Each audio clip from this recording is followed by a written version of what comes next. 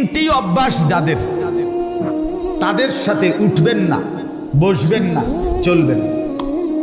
কয়টি অভ্যাস? এ আল্লাহ বলেন ওয়ালা তুতি, আপনি অনুসরণ করবেন না তাদেরকে, চলবেন না তাদের সাথে, বসবেন না তাদের সাথে, সম্পর্ক রাখবেন না তাদের সাথে। তিনটি বদ অভ্যাস যাদের। এক, মান আগফালনা কলবাহু আন যিকরিনা, যার অন্তর আমি আল্লাহর জিকির, আমার স্মরণ থেকে খালি। 3 ঘন্টা যার লগে চলার পরেও একবার নাফরমানের জবান দিয়া আল্লাহর নাম বের হয় নাই, সুবহানাল্লাহ, আলহামদুলিল্লাহ, আল্লাহু আকবার, লা ইলাহা ইল্লাল্লাহ, এমন কিচ্ছু বাইর নাই। শুধু দুনিয়া, শুধু বেড়া, শুধু বেড়ি, শুধু ভাত, শুধু সাইড, শুধু লাউ, শুধু কদু, শুধু ফাঙ্গাস, শুধু তেলাপিয়া, শুধু এই দুনিয়া দুনিয়া দুনিয়া, এই নিয়েই কথাবার্তা, এগুলো নিয়ে আলাপচারিতা। আল্লাহর নাম, নামাজের কথা, আখিরাতের কথা যার জবানে নাই, যার দিলে নাই, যার উচ্চারণে নাই, আল্লাহ বলে বন্ধু তার সাথে উঠবেন না, বসবেন না, চলবেন না, সম্পর্ক রাখবেন। নারে তাকবীর, নারে তাকবীর, জরুরি। আলেম ওলামা যেখানে, আলেম ওলামা যেখানে, কোরআন সুন্নাহ যেখানে, ইমানদাররা যেখানে, মুমিন তাকবীর। বুঝলেন মুমিন কার সাথে থাকে? 1 নাম্বার, যার অন্তর আমার স্মরণ থেকে খায়। আরে তুই কি মানুষ রে বেটা, 3টা বাজে তার লগে বাইরিলা ছেলে, এই ছেলেরা, আরে একটা ছেলে হইলে একটা ছেলে বুঝো। তুমি যদি মার সন্তান হও, তুমি যদি মুসলমানের ঘরে জন্ম নিয়ে থাকো, তোমার বাবা মুসলমান, তোমার মা মুসলমান, একটা ছেলে, আমার কথা শোনো, একজন 3টা বাজে বাইরিলা এই ফোলাডির লগে, রাতের 10টা পর্যন্ত আড্ডা দিলা, 7 ঘন্টা, একটা ছেলে তোমার একবার বললো না যে দোস্ত আসরের নামাজ পড়তি না, মাগরিবের নামাজ পড়তি না, এশার নামাজ পড়তি না? তুমি কোন দুঃখে এই ইবলিসের লগে চললা? এ তো শয়তান। কথা বলেন না কেন? এগুলো শয়তান না? তো কার লগে চললা? আপনারা ইবলিসরে দেখছেন নি? কেউ দেখছেন না? চান না চিন্তা করে দেখছেন নি কেউ আপনারা? আমি দেখছি, হ্যাঁ, আমি অহরহ দেখি, আমি নিয়মিত দেখি। আপনারা ইবলিস দেখেন নাই? আমি অনেক দেখছি। কোরআনে আল্লাহ বলছে ইবলিস ইন্নাশ শাইতান, মানুষের প্রকাশ্য শত্রু, আদুব্বুম মুবিন। এখন যে কোনো হুজুরে জিজ্ঞাসা হয়, কোরআনে আল্লাহ বারবার বলছে শয়তান কি শত্রু? প্রকাশ্য শত্রু। কি শত্রু কর না? তাহলে আল্লাহ বলতেছে শয়তান প্রকাশ্য শত্রু, তো আপনি দেখতেন না কেন? না দেখলে তো আপনি গোপনে কইলে, গোপন শত্রু কইতে হইলে। বুঝেন নাই আপনি কথাটা? হ্যাঁ, বুঝা গেল। প্রত্যেকটা গুনাহ যেখানে সওয়ার হয়, যার রূপে সওয়ার হয়, সেই শয়তান। আপনি শয়তান দেখতেন না কেন? বুঝো নাই? যে তোমার মোবাইলে উলঙ্গ ছবি দেখাইলো শুরু করছে, মনে করলে শয়তান দেখছো না? এই এই তো শয়তান, এই তো শয়তান। যে মেয়ে বেপরদা নিজের শরীর দেখাইয়া হাঁটতেছে 8-7 কাপড় পরে, তুমি ইবলিস দেখছো না? এই যে হাঁটতে যায়, শয়তান, এই যে যাইতেছে দে বুড়ি, তো ও আপনি চিনছেন না ইবলিস? এটাই তো ইবলিস। আল্লাহ তো বলছে প্রকাশ্য শত্রু। হ্যাঁ, গুনাহ যার উপরে ভর হয়। 2 নাম্বার, ওয়াত্তাবা হাওয়াহু, আল্লাহ বলে বন্ধু জীবনটা যার মনের ইচ্ছা মতো চালায়। কোরআন কোথায়, সুন্নাহ কোথায়, আল্লাহ কোথায়, ইসলাম কোথায়, আল্লাহর হুকুম কই, রাসূলের সুন্নাত কই, কিচ্ছুর কোনো খবর নাই। তার মনে যা চায় সেভাবেই চলে। আল্লাহ বলে বন্ধু এমন মানুষের সাথে বসবেন না। এই জন্য বলি চাচারা, বাবারা, যেই 5 জনের লগে আপনি প্রত্যেক দিন বিকাল বেলা বসেন, তারা তো বিড়ি খায়, আপনি কেমনে তাদের লগে বসেন? 5 জন বিড়ি খাওয়াই না লগে বইলে ফেরেশতা তো আপনারে, এর মধ্যে আপনি যে বইছেন ফেরেশতা আপনারে মনে করবে এই 5 জনের লগে এবড়া হলো জুনায়েদ বাগদাদি, তো কি আব্দুল কাদের জিলানী, তো কি কোন একজন বুজুর্গের নাম কোন এবড়ারে, একটা কিছু কম। আমনে কোন ডকের কি বোঝা যায় না? হ্যাঁ, আমনে যে চিকন টুলের মধ্যে চা দোকানে 6 জনের লগে বইয়া বইয়া টেলিভিশন দেখেন, আমনে কি ডকের মানুষ বোঝা যায় না? হ্যাঁ এবার এনে বইয়া কই ভালো মানুষ তো দেখি না, কীর্তন দেখবেন আমনে? চাচা ভালো মানুষ আমার লোকে নাইবেন আমনে? আমার মাদ্রাসার মধ্যে 85 জন ছাত্র হেফজখানায় পড়ে, শুধু হেফজখানা, মোট ছাত্র 400 আলহামদুলিল্লাহ। তো এরা রাত্রে 3:30 বাজে উঠে, রাত 3:30 বাজে এই মাসুম বাচ্চারা যখন উঠে আল্লাহর কোরআন নিয়ে পড়তে বসে, আপনি এটা একবার দেখলে না বুঝবেন ভালো মানুষ কারে কর। সাধনে কীর্তন তোমার ভালো মানুষ, হ্যাঁ বিড়িখানার ফাঁকি দিয়ে ভালো মানুষ টোয়ান কীর্তেন। রঙিন টেলিভিশনে রাক্ষসের মতো আগ করে টেলিভিশন চান, আপনি কীর্তেন ভালো মানুষ টোয়ান। আপনি কোথায় পা? ভালো মানুষ তো চা দোকানে থাকে না, ভালো মানুষ তো টেলিভিশনের আড্ডায় থাকে না, ভালো মানুষ তো বিড়ির আড্ডায় থাকে না। ভালো মানুষ যদি খোদার কসম না থাকতো আল্লাহর জমিন চাঁদ উঠতো না, সূর্য উঠতো না। নেককারের জন্য আল্লাহ দুনিয়া সাজাইছে। সিটার বাটফার বেঈমান নাফরমান নেককারের উসিলা খাইয়া যায়। আরে বেটা হাদিস রাসূলুল্লাহ সাল্লাল্লাহু আলাইহি ওয়াসাল্লামের জামানায় 2 জন সাহাবী আর 2 ভাই, আমি নিজে এই হাদিস পড়াইছি। 2 ভাই, আপন 2 ভাই, একজন কামাই রোজগারি করে, আরেকজন নবীর কাছে হাদিস শিখে, সারাক্ষণ নবীজির কাছে ইলম শিখে আর কি।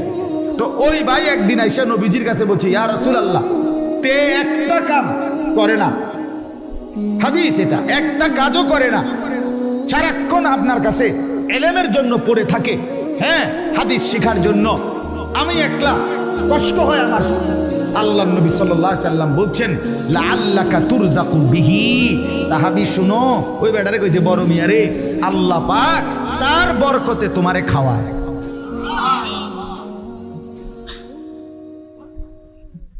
কার বরকতে? তালেবে ইলমের বরকতে, তালেবে ইলমের বরকতে। এই আল্লাহর কোরআন যারা মাদ্রাসায় ছেলেরা মেয়েরা পড়ে, খোদার কসম তাদের বরকতে আমরা বাকিরা খাই। আমার শায়েখ আল্লামা মুফতি মুশতাকুর নবী সাহেব বলে, এক রাত্রে শহরে বন্দরে যে জিনা ব্যভিচার মদ জুয়ার আড্ডা হয় বড় বড় শহরে, এক রাতেই গজব দিয়ে উল্টে এলাউনের কথা। কিন্তু জায়গায় জায়গায় ফাঁকে ফাঁকে বিভিন্ন মাদ্রাসা হেফজখানা রাতের 3টা বাজে ছেলেরা যখন উঠা যায় আল্লাহর কোরআন নিয়ে বসে, তো রব্বুল আলামিন বলে, চেয়েছিলাম আযাব দিয়ে ধ্বংস করে দিতে, কিন্তু তোরা উঠে গেলি, তোরা উঠে গেলি বান্দা, তোদের হাতে আমার কোরআন দেখে আমি কেমনে আযাব দিই। ঠিক আছে, যা তুলে নিব।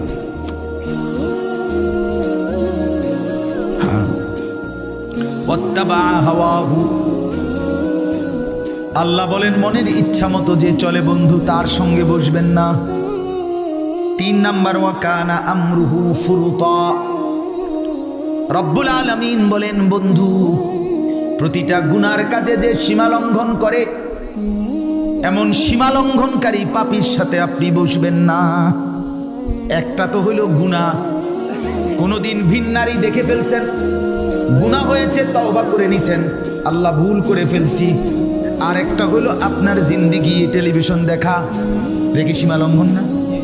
একটা হলো গুনাহ হয়ে গেছে, মিছা কথা একবার কইয়া লাইছেন আপনি, মনের বেখেয়াল কইয়া লাইছেন, আল্লাহ মাফ করে দেন, ভুল হয়েছে আর বলবো না। আর একটা হলো ওজনে কম দেওয়া, এটাই আপনার ব্যবসা, আপনার সিস্টেমে এটা, আপনি কাস্টমারের লগে কাঁচা মিছা কথা বলেন। আছে না এমন কথা বলেন? 30 বছর এই ঢাকাইতে এক তালে ব্যবসা করতে আছে, যে প্রতিদিন ওজনে কম দেয়।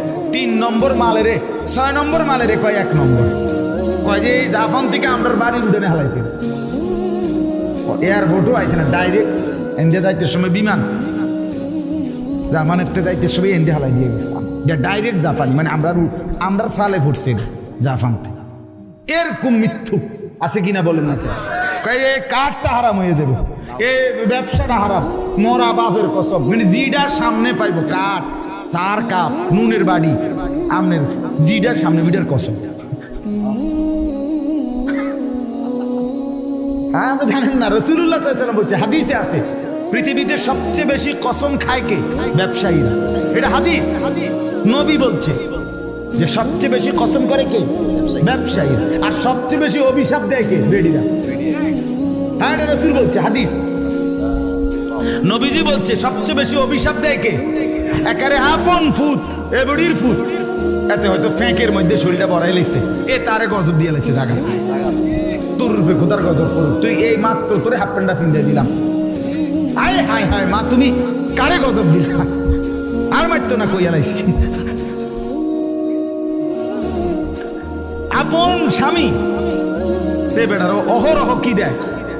গজব দেয়। আছে না এরকম মহিলা? আপন স্বামী, স্বামীরে কেমনে লানত দেয়, সন্তানকে কিভাবে লানত দেয়, স্বামীর মাকে কিভাবে অভিশাপ দেয়। তোমার শাশুড়ি হতে পারে অপছন্দ হয়েছে কোনো আচরণ, তাই বলে তোমার স্বামী সেই শাশুড়ি তোমারে না শাশুড়ি, তোমার স্বামীর তো মা। ঠিক কিনা বলেন না কেন? বেচারার জান্নাত তো তার মায়ের পায়ের নিচে। তুমি যে তারে সরাইয়া লাইলা, তুমি যে তারে আলগা করে লাইলা, এই বেচারা এই ছেলেটাকে, তোমার স্বামীটাকে তো তুমি চিরতরে জাহান্নামের দিকে টুকাই দিলে। তোমার একটু সুখের লাগিয়া তুমি স্বামী বেচারারে শেষ করে দিলা, ওই ছেলেটার জীবন শেষ করে দিলা। মার অভিশাপে, বাবার অভিশাপে সন্তান জাহান্নামী হবে না? কথা বলেন না কেন? তখন জাহান্নাম থেকে বাঁচাবে স্ত্রী। তো মার অভিশাপ যখন পড়বে তো স্ত্রী বাঁচাই দিবে না? বাবার অভিশাপ যখন পড়বে তো স্ত্রী বাঁচাই দিবে না?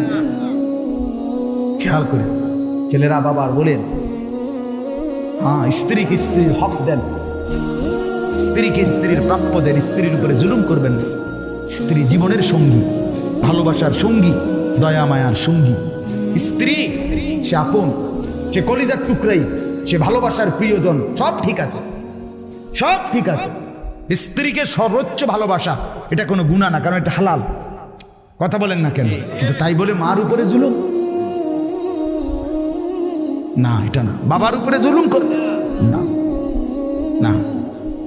স্ত্রীর হক স্ত্রীকে, মার হক মাকে। আহা, কত পরিমাণ আজকে সন্তান 6 মাস লাগে না, মা বাপ থেকে সন্তান স্ত্রীর প্ররোচনায় আলাদা আলাদা আলাদা। মা বোঝেন তো, সে তো আগে পড়ালেখা করছে, কাম কাজ শিখছে না, রাইতারে না, এত বড় সংসার। বোঝেন তো মা, আমি আপনার ওদিকে খেয়াল রাখবো মা।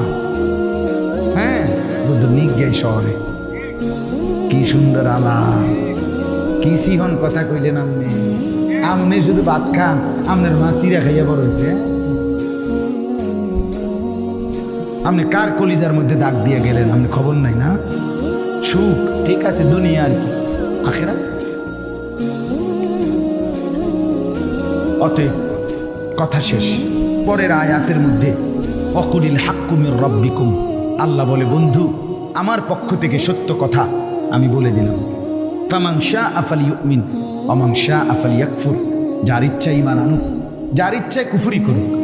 মনে রাখবেন, ইন্না আ'তাদনা লিয-যালিমিনা নারান আহাতা বিহিম সুরাদিকুহা, আমি সমস্ত পাপী নাফরমানের জন্য এমন জাহান্নামের আগুন রেডি করছি, যে আগুন মাঝখানেও আগুন, চতুর্দিকের বেষ্টনীর মধ্যেও আগুন।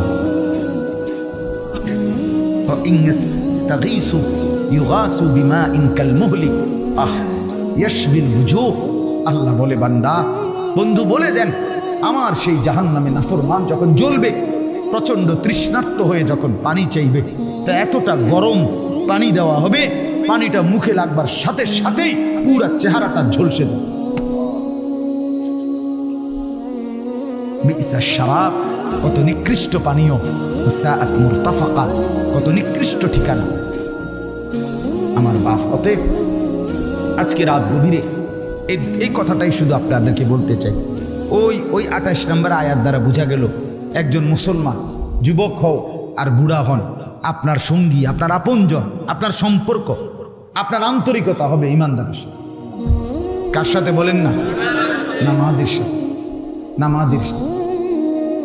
কোনো পাপী, কোনো সীমা লঙ্ঘনকারী, কোনো নাফরমান, তার সাথে স্বাভাবিক দুনিয়া চালবার। আমি খরচা কিনছি, খরচা দিচ্ছি, আমি গাড়ি তুলছি, গাড়িতে নামছি, আমার লেনদেন দুনিয়া, এটা ঠিক আছে, এটা তো কাফেরের লগেও করা যায়। কথা বলেন, কিন্তু বন্ধুত্ব উঠা বসা, সম্পর্ক, ফ্রেন্ড, আন্তরিকতা, ঘনিষ্ঠতা, এটা যেন কোনো নাফরমানের সাথে না হয়।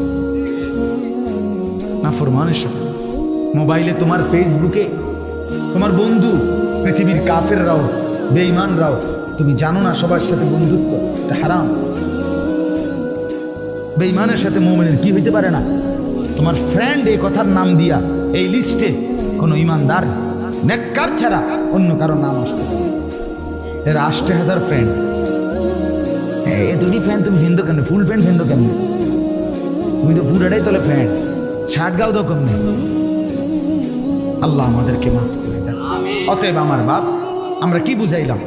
বুঝাইলাম এটা সঙ্গী বানাবেন কাকে? ইমানদারকে। বলেন না বলেন? নেককার। নবীজি বলছে আল মারউ আলা দীনি খালিলিহি ফালিয়ানজুর আহাদুকুম মান ইউখালিল। নবীজি বলেন প্রত্যেক মানুষ তার বন্ধুর রঙে গুণে গুণান্বিত হয়। অতএব তোমরা খেয়াল রেখো কাকে বন্ধু বানাচ্ছ। এই হাদিসটা পড়ছি।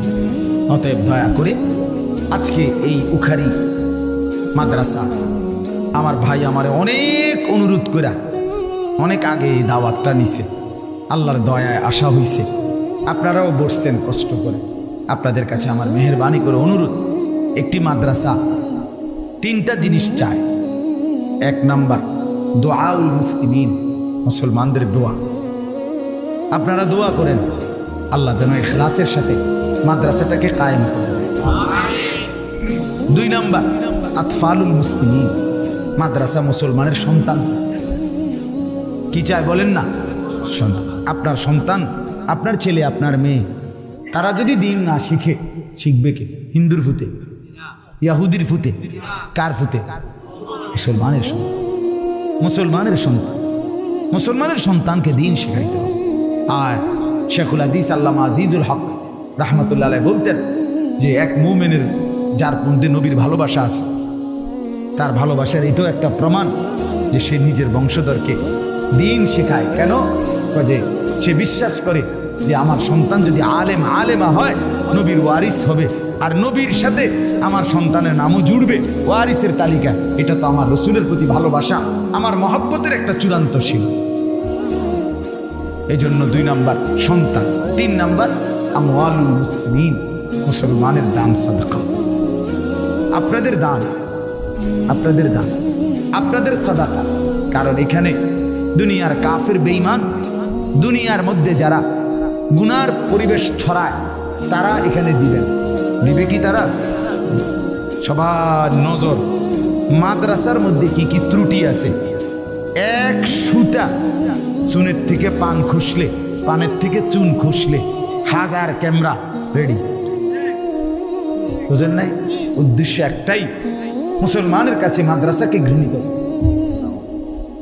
তাহলে এই জন্য আপনারা যদি সহযোগিতা না করেন, আপনারা মুসলমান, আপনারা ইমানদার, আপনারা দিনদার, আপনাদের সহযোগিতায় মাদ্রাসা, আপনাদের এই হালাল টাকার থেকে, উপার্জনের টাকার থেকে অল্প অল্প করে দেওয়া।